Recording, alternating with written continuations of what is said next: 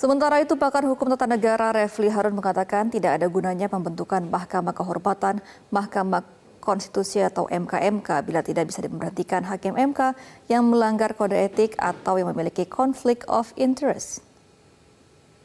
Kalau yang kritik orang luar ya, mereka bisa mengatakan karena kita tidak puas dengan putusan dan lain sebagainya.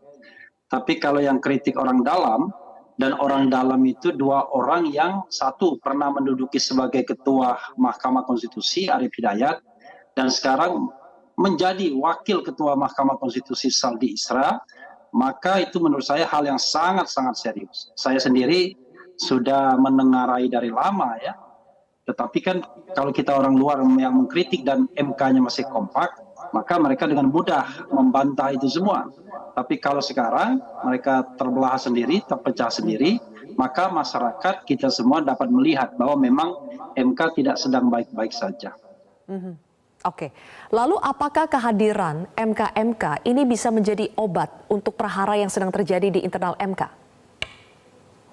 Saya baru merasa bahwa MK-MK itu punya nyali kalau dia berani memecat hakim konstitusi yang punya konflik of interest, terlibat katakanlah merekayasa kasus tertentu untuk memberi peluang orang tertentu misalnya, atau paling tidak menonaktifkan atau melarang orang-orang tertentu untuk duduk dalam jabatan pimpinan, baik ketua, wakil ketua Mahkamah Konstitusi misalnya.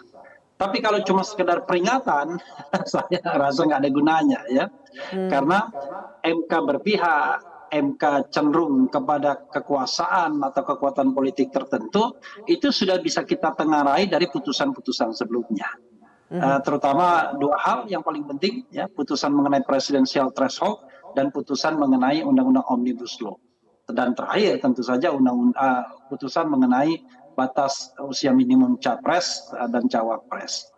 Dan saya sebenarnya terus terang, tanpa mengurangi rasa hormat kepada Profesor Jimli As-Sidiki yang menjadi ketua MK-MK, saya sebenarnya agak mengkritik. Karena kalau kita lihat dari pembacaan berita selama ini, Prof. Jimli kan melipir ke tim Prabowo dan pasangannya Gibran sekarang tentunya. Kita tidak tahu apakah Prof. Jimli terlanda konflik of interest. Jelajahi cara baru mendapatkan informasi. Download Metro TV Extend sekarang.